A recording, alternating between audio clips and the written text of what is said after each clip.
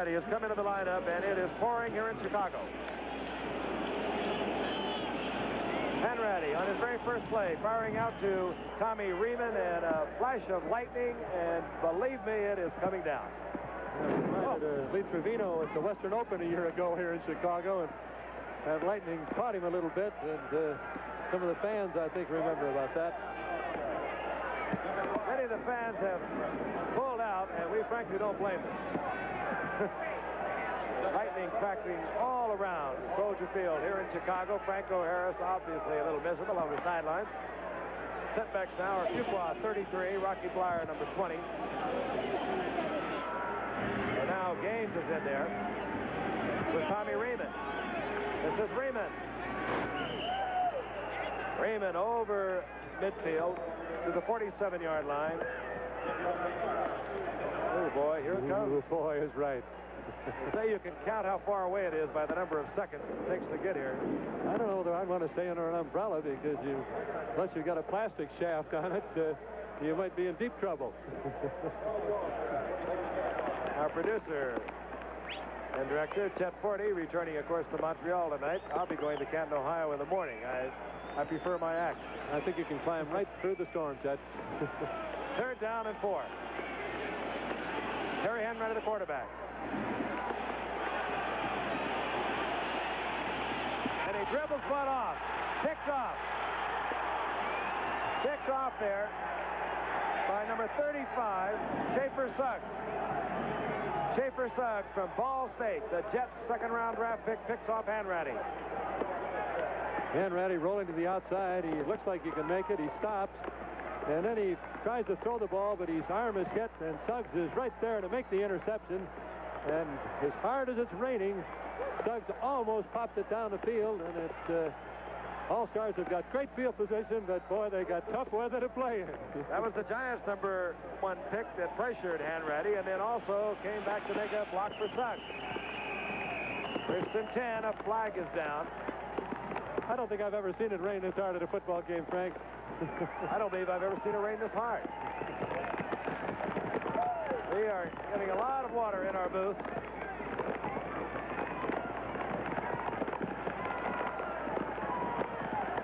We played Northwestern here one year and had these kind of thunderstorms. Ara Parsegan was coaching Northwestern at that time. Chicago, I guess, can really turn on the rain. 5-yard penalty offside against the Steelers.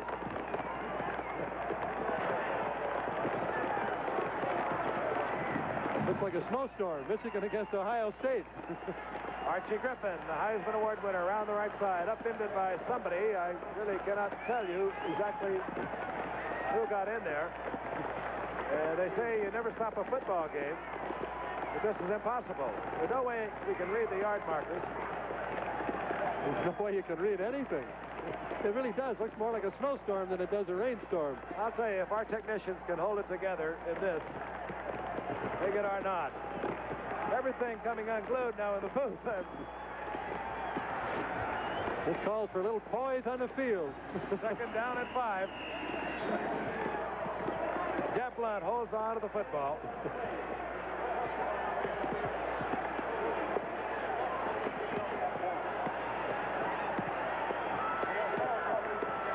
It'll be 3rd down now and 7. Jeff Blunt, I believe, was the ball carrier. Yeah, we got some young men out on the field, too. I think they're having a carnival down at the one end of the field. Youngsters on the field, sliding. 3rd down and 6. We may have the driest spot in town, but believe me, it's not too dry up here. Did Jim McKay really start this way? I think so, yeah. And Howard must have known something. You can't see down on the field. You literally cannot see on the field. I have never seen anything quite like it. The only time I have is when I was a kid in Minnesota and we used to play in a snowstorm, Frank, and that's just about what it looks like. Even though this time it's straight up rain. There's literally hundreds of people out on the field now, sliding around. They're enjoying what's happening. It's going to be awfully hard to get control again and get them all off the field because it's very hard to identify them. And got the Steelers going to the sideline. And I would suspect that the Steelers are... Oh, wow. Here comes one, maybe. I think you'll probably be able to hear this one. I think we better get a little delay in the game, even though by football rules you're not supposed to. That took 3 seconds. Speed of sound, what, 720?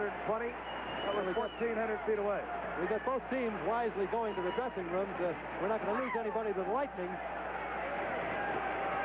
An unbelievable thunderstorm. The Steelers out in front of the All-Stars, 24-0. 1:22 remaining in the third quarter. And you can hear the crash and roar of the thunder. I have no idea what we're going to do. We'll stay with you and try and let you know what's happening. And what we are looking at is... I tell you, I'm from Oklahoma, Frank, and this could look like tornado, believe me. You can see those things flying by. As wild as it looks on your monitor, believe me, it's even much more wild than that. Both teams now have gone in.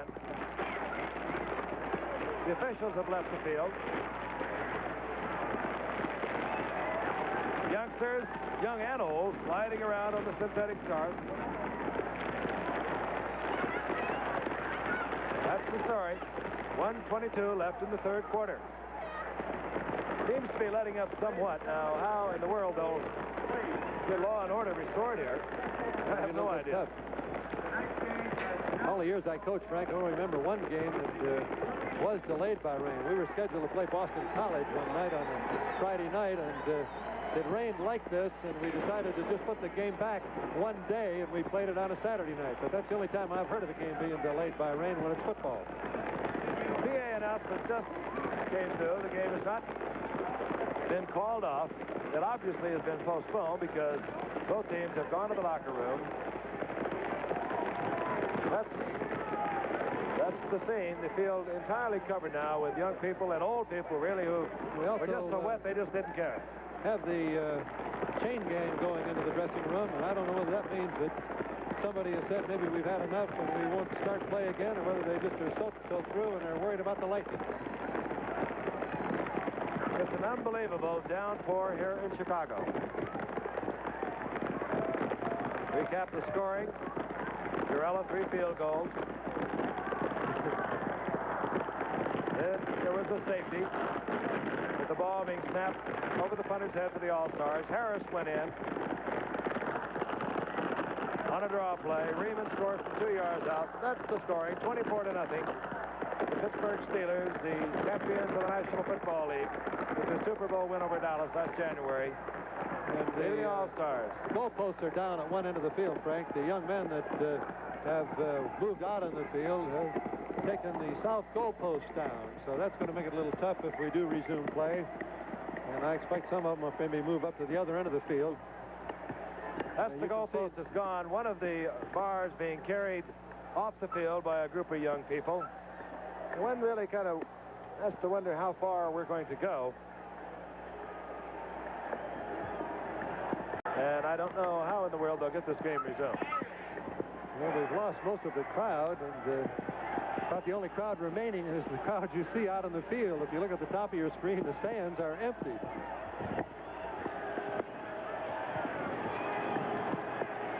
Commissioner Pete Rozelle is with us, as is the head of the Chicago Tribune Charities.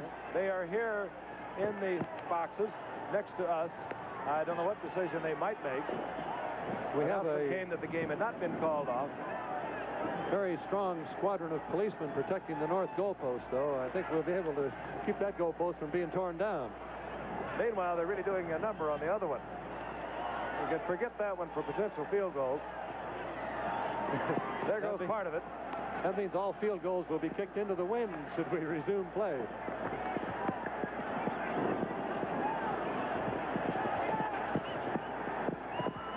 We want to alert our stations down the line that we will be joining you very shortly, and we have understood that the game has been called. Now, we have not had a definite word that it has been called, but that is our understanding at the moment. A tremendous downpour, an incredible amount of lightning. We have not been hit in the immediate area, but there have been several inches of water falling. A area around the football field has maybe 1.5 or 2 feet of water. And we'll just once again tell you that the final score, the Steelers over the All-Stars, 24-0.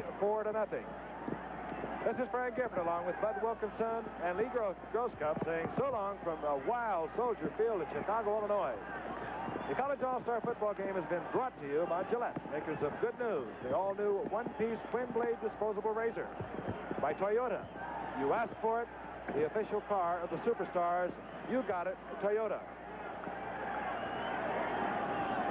Also brought to you by Sears Tire and Auto Centers, home of the Die-Hard Battery. And Sears Road Handler steel-belted radial tire. Travel arrangements made through at a promotional fee paid by United Airlines. United featuring Royal Hawaiian service on more wide-body 747s to Hawaii than any other airline. The proceeding, a presentation of ABC Sports, recognized around the world as the leader in sports television. The other goalpost comes down.